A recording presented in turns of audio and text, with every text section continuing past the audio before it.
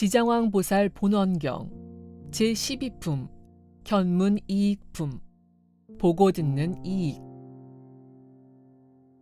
내가 지장왕 보살의 위신력을 관찰해보니 겐지스강 모래 아래 겁을 설해도 다할 수 없도다. 한순간만 보고 듣고 예배해도 무량한 이익이 인천에 넘치리라. 만약 남녀, 용과 신들이 그 과부가 다해 악도에 떨어지더라도 지극한 마음으로 지장왕 보살에게 귀의하면 수명은 늘어나고 죄업은 소멸되리라. 어려서 부모의 사랑을 잃은 이는 부모의 영혼이 어디에 있는지 알지 못하며 형제 자매와 모든 친척들까지 자라오는 동안 전혀 알지 못하더라도 지장왕 보살상을 조성하거나 그림을 그려서 애달픈 마음으로 우러러 예배하고 21일 동안 지장왕 보살 명호를 염송한다면 지장왕 보살은 가없는 몸을 나타내 그 권속들이 태어난 곳을 보여주며 비록 악도에 있더라도 곧 벗어나리라. 만약 초심을 잃지 않으면 곧 이마를 만져 수기를 내리리라. 최상의 깨달음을 얻고자 하는 이와 삼계의 고통에서 벗어나고자 하는 이는 이미 큰 자비심을 내었기에 먼저 지장 보살상에 우러러 예배한다면 모든 원을 속히 성취하여 영원히 업장이 소멸하고 다시 짓지 않으리라.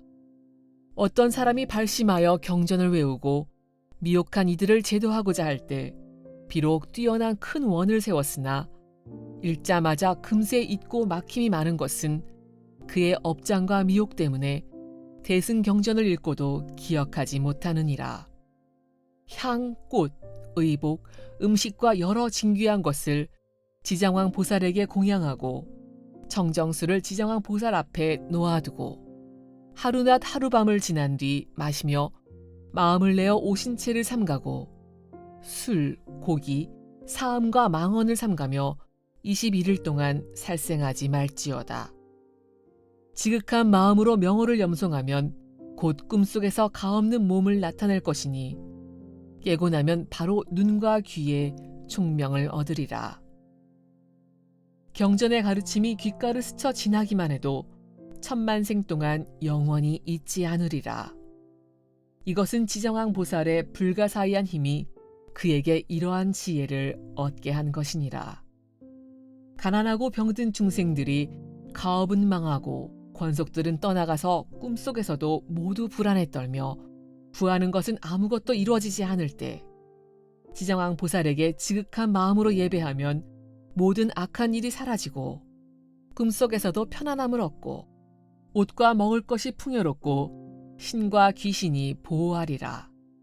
깊은 산속에 들어가거나 바다를 건널 때 독하고 악한 금수나 사람을 만났거나 악신과 악귀와 모진 바람과 온갖 난관들과 고통이 있을지라도 위대한 지장왕 보살의 형상 앞에 우러러 예배하고 공양을 올리면 깊은 산속이나 바다에서도 틀림없이 이러한 악들은 모두 사라지리라. 관세음 보살이여, 지극한 마음으로 내 말을 들어라. 지장왕 보살의 무량하고 불가사의한 공덕은 백천만겁을 설명해도 다하지 못할 것이다. 지장왕 보살의 이러한 힘을 널리 알려야 하느니라. 지장왕 보살의 이름을 듣거나 그 형상을 보고 우러러 예배하는 이는 향과 꽃, 의복과 음식을 공양 올리면 백천가지의 좋은 복락을 받으리라. 만약 이 공덕을 법계에 회양하면 결국 성불하여 생사를 초월하리라. 그러니 관세음 보살이여, 그대는 겐지스강 모래소와 같은 국토에 널리 알려라.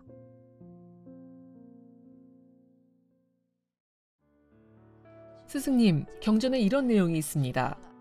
머리가 크게 트이지 않은 사람이 지장경을 독송하려는 원은 아주 간절했지만 본인의 업장이 소멸되지 않아 독송조차 못한다고 하자 부처님은 이런 사람은 지장왕 보살상 앞에 청정수를 올리라고 일러주셨습니다.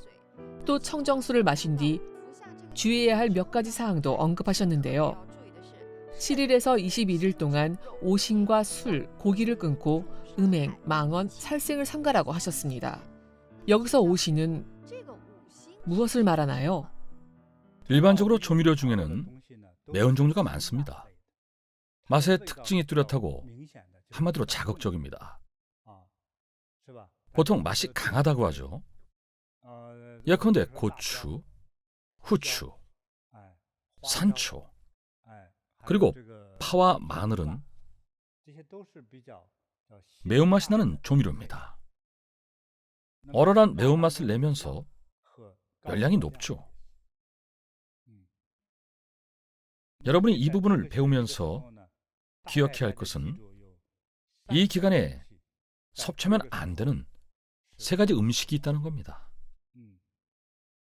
먼저 파, 마늘, 부추입니다.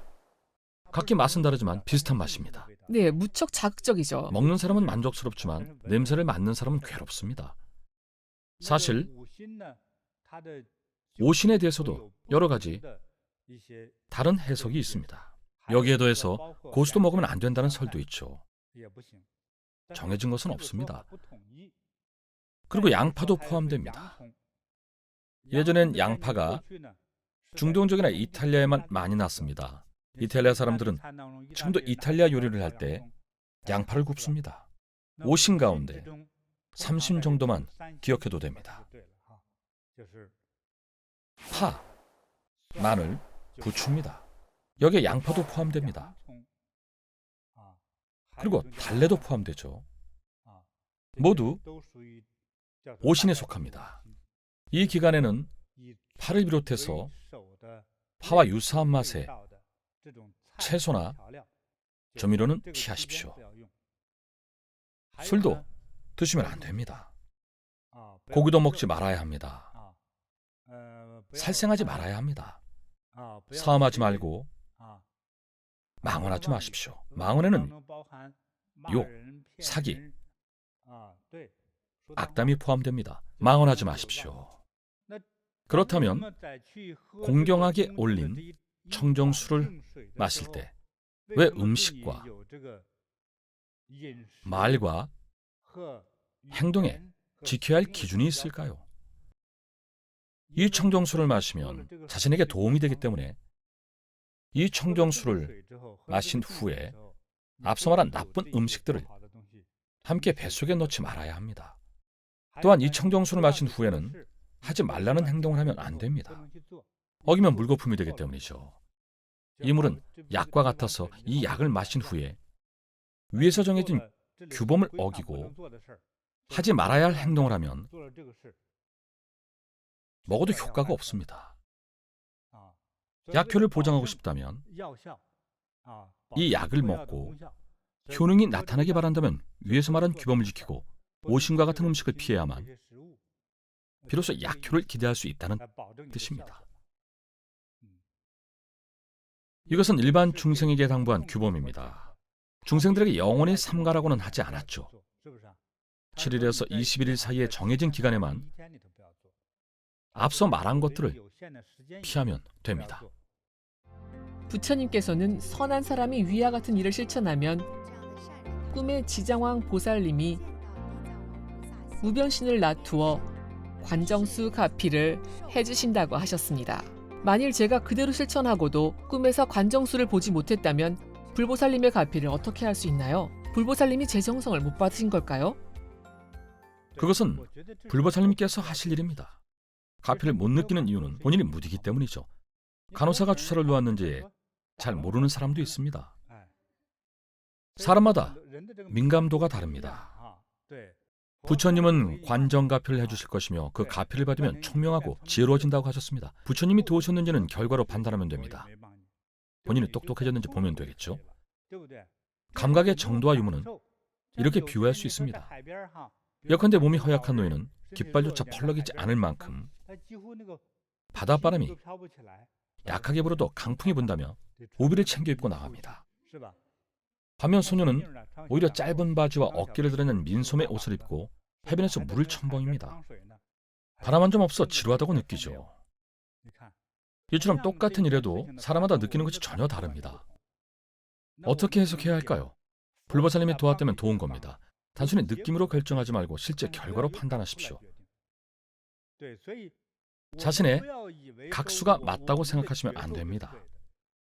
자신이 직접 목격했는지 아닌지 집착하지 마십시오. 불보살님의 경지는 차원이 다릅니다. 우리 눈에 물질적으로 보이는 몸은 없습니다. 부처님의 화신은 이 세상에 가득 차 있습니다. 그래서 부처님의 육신은 존재하지 않는 거죠. 이해했습니까? 불보살님이 도우실 때는 정말 중요한 일이 있을 때만 느끼게 하거나 꿈속에서 볼 수 있게 하십니다. 부처님이 도움을 주실 때 어떤 느낌이 있는 것은 아닙니다. 마치 허리에 전기 충격을 가하는 것 같은 그런 느낌은 없습니다. 간혹 부처님이 물 관정가피를 내리거나 손을 머리 위에 올린 것을 본 분이 있지만 그렇게 드뭅니다. 따라서 우리가 부처님의 도움을 받았을 때 꼭 느낌이 있는 것은 아닙니다. 이 점을 잘 기억하십시오. 스승님, 많은 시청자분들이 오늘 강서를 들으면서 자신이 범했던 잘못을 후회하며 괴로워하고 있습니다. 한 시청자분은 용기 있는 고백을 했습니다. 스승님, 저는 예전에 사기업종에 종사한 적이 있습니다. 지금은 손을 씻었지만 지옥에 떨어질까 봐 두렵습니다. 어떻게 해야 할까요? 저는 아주 용기 있는 분이라고 생각합니다. 스승님께 과거를 고백하고 스승님께 가르침을 청하였습니다. 과거에 다른 사람을 속이고 사기 행각으로 생계를 이어갔다면 지금 깨우침을 얻은 것에도 다 이유가 있을 겁니다. 첫째는 갑자기 불법을 접하고 깨우친 것이며, 둘째는 인과로 인한 업보가 찾아온 것입니다. 서둘러 공덕을 짓기 바랍니다. 그간 사기를 통해 얻은 재물을 전부 공양하고 기부하셔야 합니다. 남기면 모두 재앙이 됩니다. 게다가 더 크게 불어나죠. 지난번 강설에서 부처님께 발심하여 공양하면 하나의 보시가 만배로 돌아온다고 했습니다. 그렇다면 남을 속이고 재물을 훔친 응보는 어떨까요? 같은 금액의 배상으로 그치지 않습니다. 1원을 훔치면 만배 더 큰 애군이 닥칩니다. 이처럼 훨씬 더 크게 불어나죠. 그러므로 먼저 참여해야 합니다. 참여는 다시는 저지르지 않겠다는 뜻입니다. 다음으로 사기로 모은 재물은 전부 공양하고 기부해야 합니다. 절대로 남기지 마세요. 남겨두면 전부 재앙으로 돌아옵니다. 자녀가 그 돈을 쓰면 재앙이 자녀에게 옵니다. 가족이 그 돈을 쓰면 재앙이 지옥까지 따라갑니다. 도둑질을 비롯한 이런 행동은 간접살인죄까지 겹치기 때문이죠. 그 돈이 누군가는 병을 치료하고 관을 짤 돈이기 때문입니다. 타이완에서는 노후 자금까지 사기당한 노인들이 수두룩합니다. 노인들이 길거리에 나앉을 수도 있습니다. 가슴 아프지 않습니까? 이게 살인이 아니고 무엇입니까? 한 명을 속이면 한 명이 죽고 두 명을 속이면 두 명이 죽습니다. 그들의 목숨은 누구에게 호소할까요? 죽은 노인들이 악귀가 되어 본인을 잡으러 올 겁니다. 본인을 못 잡으면 자녀들을 잡겠죠. 그러니 잘 선택하십시오. 아주 무서운 일입니다. 빼앗은 재물을 모두 기부하고 공덕을 지으십시오. 스승님, 다른 시청자분 질문입니다. 이분은 수행을 할 때 늘 갑자기 안 좋은 생각이 떠오른다고 합니다. 그래서 자책하느라 수행에 집중도 안 되고 수행을 지속하기도 힘들다고 합니다. 어떻게 하면 지정왕 보살님과 잘 소통해서 더 좋은 수행 효과와 가피를 얻게 해달라고 기도할 수 있을까요? 일단 업력은 제외하겠습니다. 찰나에 떠오르는 생각은 매 순간 변화합니다. 우리의 내면이 모순으로 가득한 이유죠. 오늘 연보를 하려다 그만두고, 오늘 보시야 선행을 하려다 그만두고, 일찍 일어나 수행을 하려다 늦잠을 잡니다. 항상 또 다른 자아가 튀어나오죠. 그 자아는 그 누구도 아닌 자기 자신입니다. 자신의 선택인 거죠. 스승이 아무리 채식을 하고 연보를 하고 아침 수행을 하라고 해도 막상 그때가 되면 반항하며 거부합니다.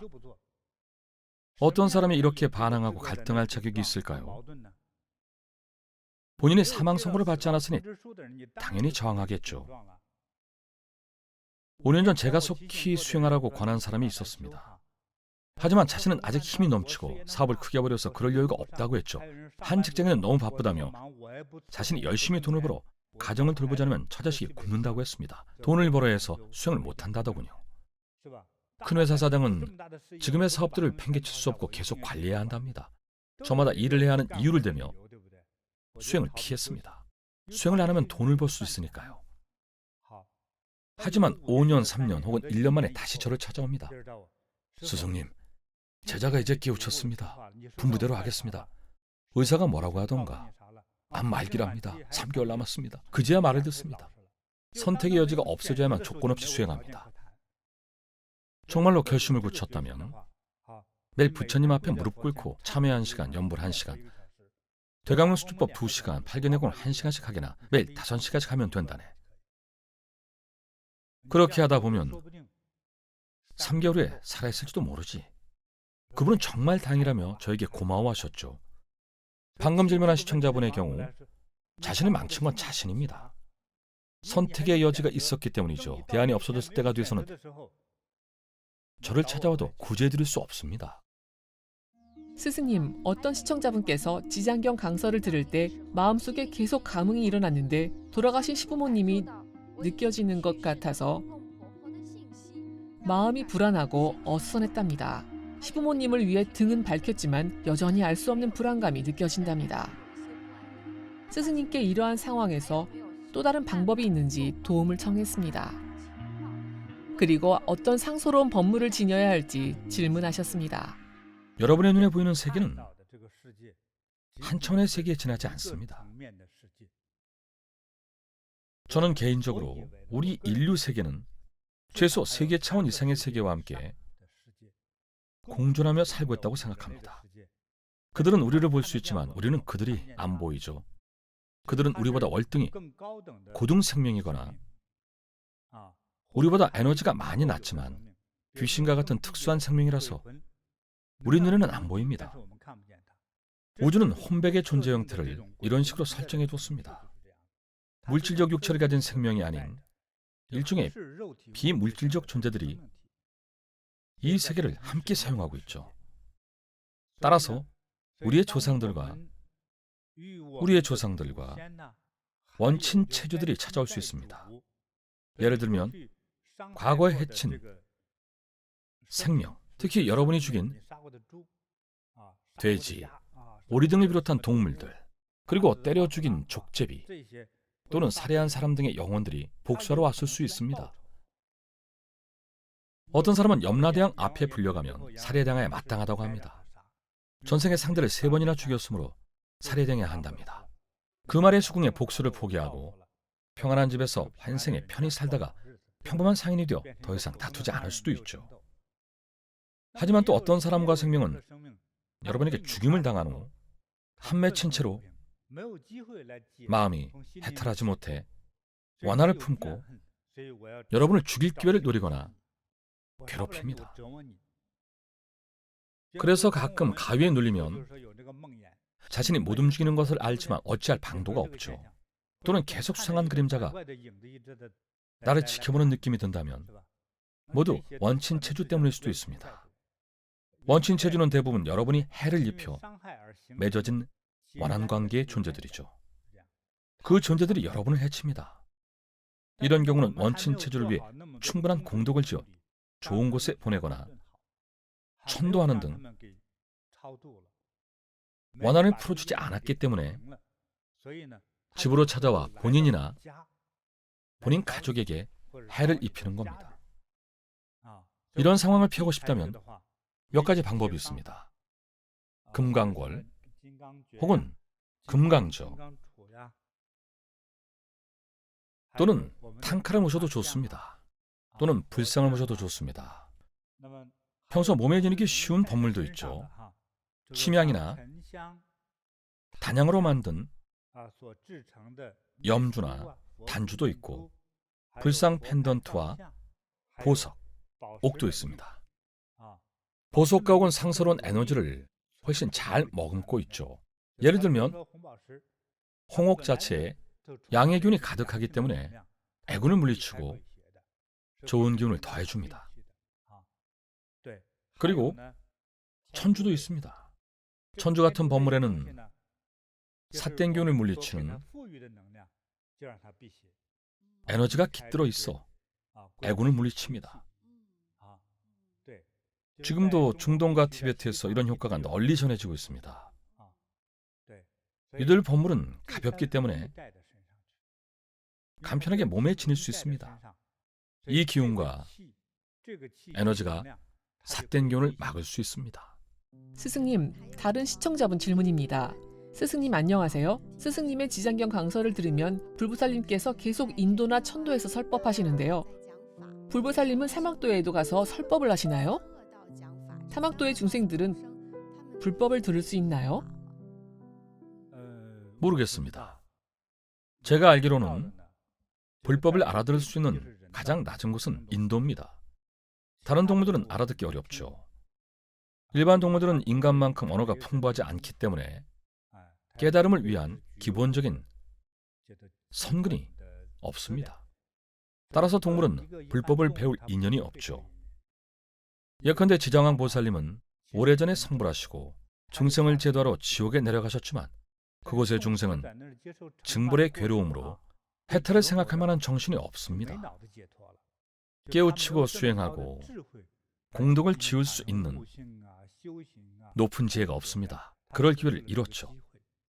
오히려 성취를 쉽게 이룰 수 있는 중생은 바로 인간입니다. 부처님은 사막도에도 가실 수 있지만 사막도에 떨어지면 해탈의 기회가 인간만큼 많지 않습니다. 그러므로 우리는 어렵게 인간의 몸으로 태어난 인연과 기회를 소중히 여기고 이렇게 불법까지 들을 수 있는 기회를 활용해서 열심히 수행해야겠군요. 그리고 지장왕 보살님은 경전에서 공양을 여러 번 강조하셨습니다. 시청자분이 하나의 예를 가정해서 질문하셨습니다. 만약 수중에 100만 원이 있다면 가난한 사람이나 불황자에게 기부해야 할까요? 아니면 불보살님께 공양하는 것이 더 좋을까요? 이런 발심을 했다면 어떤 선택이든 틀린 것은 없습니다. 만약 가난하고 굶주린 사람이 80살 노모를 모시고 젖먹이 알까지 있는데 온 가족이 굶고 있다면 그 사람에게 돈과 먹을 것을 주고 당장의 굶주림을 해결할 수 있도록 자선행위를 실천하는 것은 칭찬받아 마땅합니다. 그런 것은 가능합니다. 아주 훌륭한 행동이죠. 하지만 이런 경우도 있습니다. 수많은 국제 자선단체가 있는데 본인이 이렇게 많은 현금을 기부했을 때 어려운 사람들이 이 돈을 정말로 생활비로 쓰는지 궁금하지 않을까요?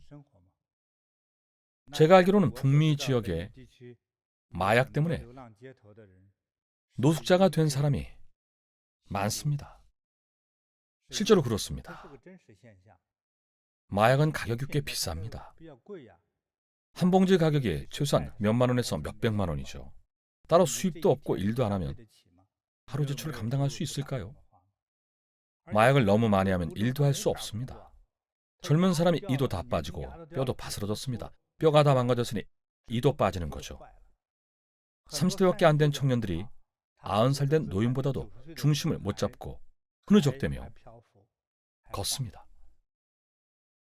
규모가 큰 여러 국제 자선단체에서는 그들에게 필요한 만큼의 쌀과 생활용품을 1인분씩만 줍니다. 절대로 많이 주지 않죠. 만약 한 달치 식량을 주면 많다고 좋아하면서 금세 절반을 팔아버리고 그 돈으로 상당히 불법적인 행위를 저지릅니다. 도박이나 마약 혹은 그보다 더한 불법 행위도 저지르죠. 굉장히 안 좋습니다.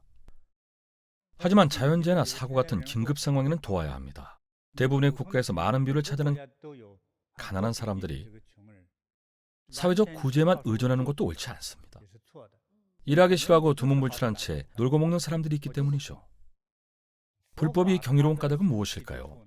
발심하여 도량에 기부하면 도량은 중생에게 어떤 이로움을 줄까요? 도량은 중생들이 이치를 이해하도록 돕고 이치에 눈을 뜨게 합니다. 예컨대 고통의 원인을 알려줍니다. 고통의 근원에는 질병의 고통, 정신적 고통과 감정적 고통, 경제적 고통 등이 모두 포함되는데 그 고통에 대해 명확히 알려줍니다. 명확히 알고는 피할 수 있습니다. 고통의 이치를 깨달은 뒤에는 고통의 원인이 나의 어리석음이 아닌 게으름 때문임을 알게 됩니다. 남들은 모두 일하러 갔을 때 혼자만 9시 반에 일어나면 최소한 오전에는 일할 기회가 없으니 수입도 줄어들겠죠. 도량에 기부했을 때 좋은 점은 그 자금으로 중생의 사람됨과 세상의 이치를 알도록 교화합니다. 인과의 관계를 이해하고 나면 고통에서 벗어날 수 있습니다. 더 높은 경지로는 많은 선행을 행하는 것입니다. 중생을 이롭게 하려는 원을 세우고 진정으로 중생을 이롭게 하기 위해 실천하는 것이죠. 불법 공부의 장점은 사회 전체를 근본적으로 교화하고 제도할 수 있다는 점입니다. 돈을 어디에 기부할 것인지에 대해 저는 이런 생각도 해봤습니다. 예컨대 내가 상당한 재산이 있고 병에 걸린 사람들을 정말 돕고 싶습니다. 자신의 어머니와 할머니가 모두 큰 병으로 돌아가셨기 때문에 의사가 되고 싶다는 발심을 했습니다. 마침내 의사 면허를 취득하고 바라던 대로 의사가 됐습니다. 하지만 더 많은 사람들이 의사가 돼 세상 모든 어머니들의 통증을 줄여주고 진료가 더 수월해지길 바란다면 재산을 전액 기부하거나 진통제를 기증하는 대신 자신의 재산을 모두 털어 의사들을 양성하는 데 쓸 수 있습니다. 불법 도량은 의사를 양성하는 의대와 유사한 역할을 합니다. 의사들을 대거 양성해 중생들의 많은 질병과 고통을 치유하죠. 그래서 이 경전에서 줄곧 강조하는 것이 있습니다. 왕생을 앞둔 사람이 하삼도에 떨어지지 않기를 바란다면 그의 부동산과 재물과 보물들을 공양하고 보시해야 한다고 말합니다. 왜 그럴까요? 그것이 가장 필요한 때이고 그래야 좋은 것으로 왕생하기 때문이죠. 여기서 경영의 머리가 트인 사람은 도량이 기부받은 재물의 용도가 궁금할 겁니다. 우선 자연재해나 사고가 발생했을 때 긴급 구제에 쓰입니다. 그럼 평소에는 어디에 쓰일까요? 불법을 통한 중생교화에 쓰입니다. 자비로운 사람, 선한 사람이 되며 중생을 아끼고 공짜를 탐하지 않고 중생을 사랑하며 살생하지 않는 사람이 되도록 교화합니다. 사회를 돕고 제도하는 데 주목하죠. 그래서 저는 개인적으로 마음과 영혼을 교화하는 것, 즉 그 돈을 교화단체에 기부하는 것이 빈곤을 직접 구제하는 것보다 사실 더 중요하다고 생각합니다. 지장경은 일반 중생을 대상으로 불법을 설한 경전입니다. 누구나 쉽게 수행할 수 있고 지정왕 보살님과 교감할 수 있도록 합니다. 지정왕 보살님의 명호가 잠시 귀에 들어오기만 해도 도움을 받고 제도를 받는다니 이 얼마나 좋은 일입니까? 정말 이토록 신비로운지 묻는 분도 있죠. 경전이 신비로워서가 아니라 보살님의 원이 위대하기 때문입니다. 보살님의 자비로운 원 덕분이죠. 자비로운 어머니가 자녀를 아끼듯이 우리를 아끼시기 때문에 이처럼 자비로운 마음이 담긴 발언을 하셨습니다. 그래서 저는 지장경을 독송하고 이해했으며 기쁘게 받아들이고 찬탄하며 참여하고 무한히 감사드립니다. 오늘 제가 강설한 지장경 제12품 후반부 내용에 대해 공덕이 쌓였다면 법계에 회향합니다. 우주에 회향합니다. 일체 중생에게 회향합니다. 이 공덕으로 모든 인연 중생이 이고등락하고 행복하고 건강하기 바랍니다. 모든 중생이 일용할 양식이 있고 얼굴에 웃음꽃이 피기 바랍니다. 세계의 평화를 기원합니다.